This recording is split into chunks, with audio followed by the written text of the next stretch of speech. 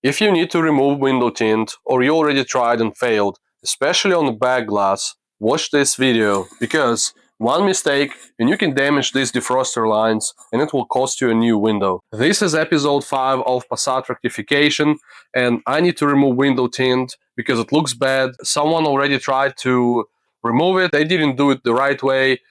Let me explain why this is bad and what to do next. Many years ago, when I was removing window tint on my own car and I didn't know what I was doing, I just grabbed the edge and I pulled and the whole thing came off in one piece. I was super happy that it was easy. It left a hazy layer on the glass. I thought it was just glue residue and I will be able to remove it with some generic adhesive remover, but it wasn't the case. And when I found out, it was too late. Of course, it happened on the back glass, not any other window. When I realized what happened, it was too late. What I had to do at the end, after going to a few tint shops, asking them to fix my mistake, I ended up scraping everything with the razor blade. As a result, what happened, I scraped these defroster lines that are there to defrost or defog your back window. Now the only way to fix it is to replace the whole window. By the way, this car is just an example. I did this mistake on my first car, which is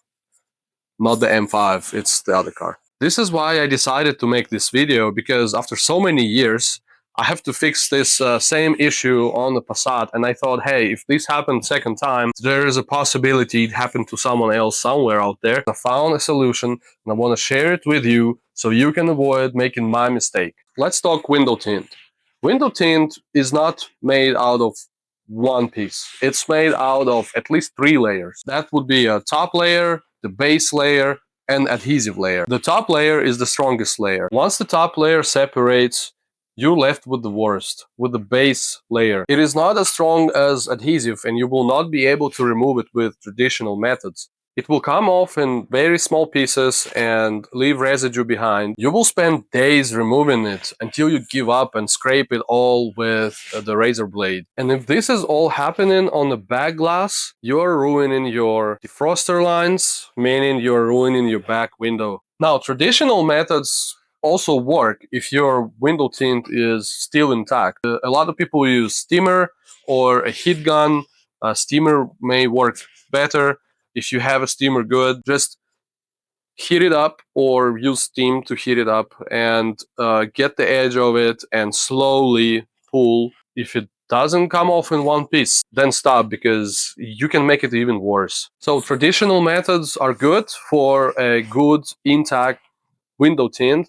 Just be patient. That's the key. Be patient and don't rush this process, because you want it all to come off in one piece. But in my case, someone already tried to remove window tint, and to me it looks like somebody just pulled it and remove the top layer, because the whole glass looks messy and traditional methods will not work here. I already tried many years ago and I didn't even bother trying this time. And because it's a rear glass, I can't scrape it with the razor blade, nor I want to do it because it's just time consuming, and even if it was not on the back glass, there is just a better solution to that. And after some research, I found out that the easiest solution to this is a $3 bottle of ammonia, which you can source in any nearby store. The way it works is supposed to soften the adhesive and the actual window tint. It's cheap, it looks promising, and I want to give it a chance. Just make sure you're using gloves and a mask and a well-ventilated place, because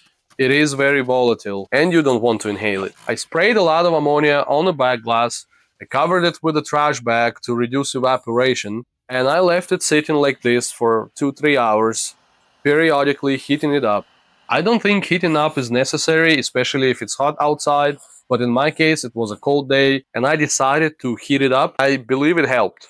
Although in some places it was evaporating too fast and I had to respray it a few times to keep the whole glass covered and wet in ammonia. After about 3 hours, I removed the trash bag and I wiped everything off. I was surprised how well it worked, because a lot of it came off without even scraping, and the remaining tint peeled off in big pieces easily by starting with the razor blade at the edge and then just peeling in big pieces. This is what you want to see.